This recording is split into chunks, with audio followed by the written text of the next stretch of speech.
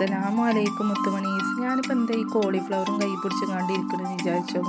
നമുക്ക് ഇത് വെച്ചിട്ട് നല്ലൊരു അടിപൊളിയായിട്ടുള്ള ഒരു കോളിഫ്ലവർ ബജി ഉണ്ടാക്കിയാലോ? ഇങ്ങനെ ഉണ്ടാക്കാമെന്ന് കണ്ടാലോ? അതിനായിട്ട് നമ്മൾ കോളിഫ്ലവർ ഒക്കെ എല്ലാതും ചെറുതാക്കി വേറെടുത്ത് ഇങ്ങനെ എല്ലാതും ഇങ്ങനെ പൊട്ടിച്ച് ഒക്കെ സെറ്റാക്കി എടുക്കണം.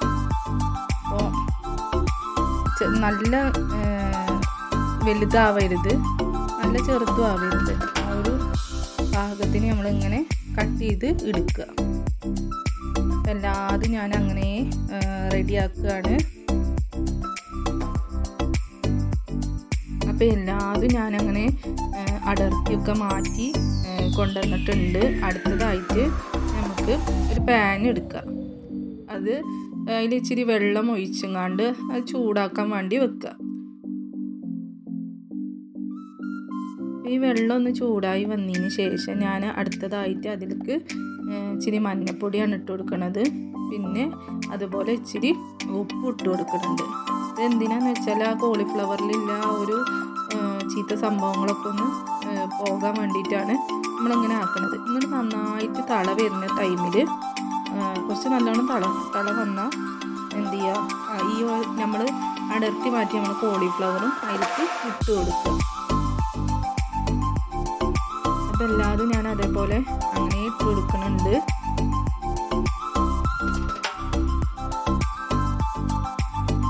അപ്പം നന്നായിട്ട് തിളച്ചിക്കണേ. ഒരു 2-3 മിനിറ്റ് മതിയാവും. അതിന് ശേഷം അതിൽ കടന്ന് തിളച്ച് അതിന് ശേഷം നമുക്ക് പിന്നെ അത് വേറൊരു പാത്രത്തേക്ക് ഊറ്റി എടുക്കാം.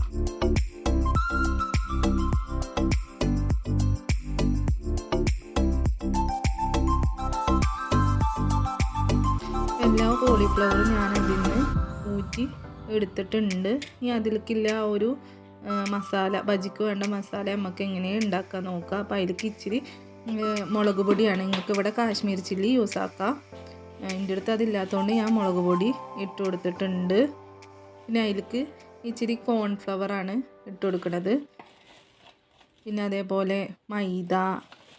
മൈദപ്പൊടി, ഇതൊക്കെ നമ്മളെ ക്വാണ്ടിറ്റിക്ക് അനുസരിച്ച് എത്ര കോളിഫ്ലവർ ഉണ്ട് അതിനനുസരിച്ചിട്ടുള്ള മൈദ, കോൺഫ്ലവർ, പിന്നെ അതേപോലെ നമ്മളെ അരിപ്പൊടി യൂസ് ആക്കുന്നത് നമുക്ക് ഒരു ക്രിസ്പിനെസ് കിട്ടാൻ വേണ്ടിയിട്ട്, നമ്മളെ ബജിക്ക് ഒരു ക്രിസ്പിനെസ് വരാൻ വേണ്ടിയിട്ടാണ് അത് യൂസ് ആക്കുന്നത്. അപ്പോൾ അത് ഇട്ട് കൊടുക്കുക. അതിലേക്ക് ഇച്ചിരി വെളുത്തുള്ളി ഇഞ്ചി പേസ്റ്റ് അതും ഇട്ട് കൊടുത്തിട്ടുണ്ട്. പിന്നെ ആവശ്യത്തിനുള്ള കളറ്, കാശ്മീർ ചില്ലി യൂസ് ആക്കുകയാണെന്നുണ്ടെങ്കിൽ ഈ കളറ് നമുക്ക് സ്കിപ്പാക്കാം. അതിൻ്റെ അടുത്തില്ലാത്തതുകൊണ്ട് ഞാനവിടെ ഇച്ചിരി ആ ഒരു കളറ് കിട്ടാൻ വേണ്ടിയിട്ട് ഇട്ട് കൊടുത്തിട്ടുണ്ട്.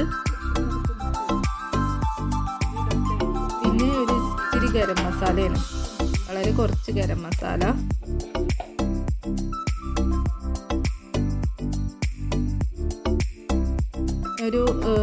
ഒരു പിഞ്ച്, ഒരു ഇത്തിരി നാരങ്ങയുടെ നീരും പാടെ ഒഴിച്ചിട്ട് നമ്മളിത് നന്നായിട്ട് മിക്സ് ചെയ്യുക.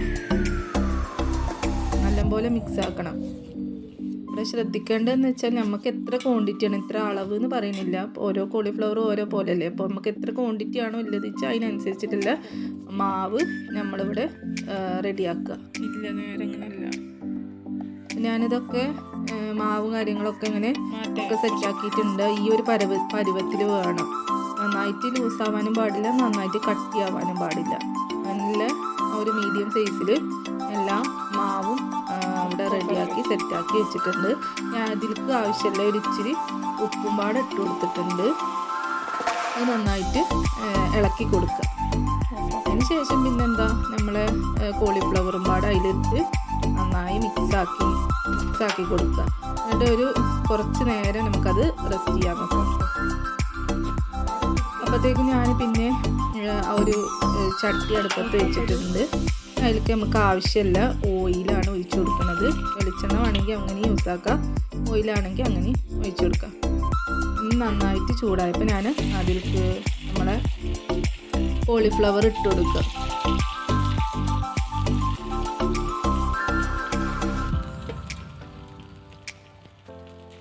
ഒന്ന് മിക്സാക്കി കൊടുക്കുക. നമുക്ക് അത് ഒട്ടി പിടിക്കാതിരിക്കാൻ വേണ്ടിയിട്ടാണ്.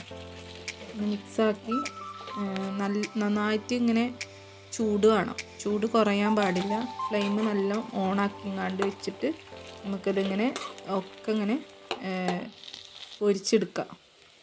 അതിലേക്ക് ഇച്ചിരി വേപ്പിലും കൂടി ഇട്ട് കൊടുക്കുക. ആ ഒരു വേപ്പിലിൻ്റെ ആ ഒരു ടേസ്റ്റ് വരുമ്പോൾ ഒരു സ്മെല്ലും കാര്യങ്ങളൊക്കെ വരുമ്പോൾ വേറെ തന്നെ ഒരു ടേസ്റ്റാണ്.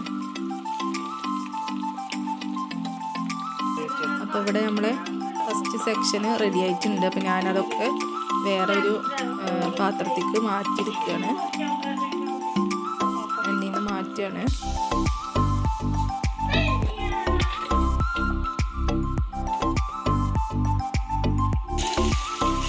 അതുപോലെ തന്നെ അടുത്ത ഒരു ഇതുമ്പാടെ ഇട്ട് കൊടുത്തിട്ടുണ്ട്, കോളിഫ്ലവർ.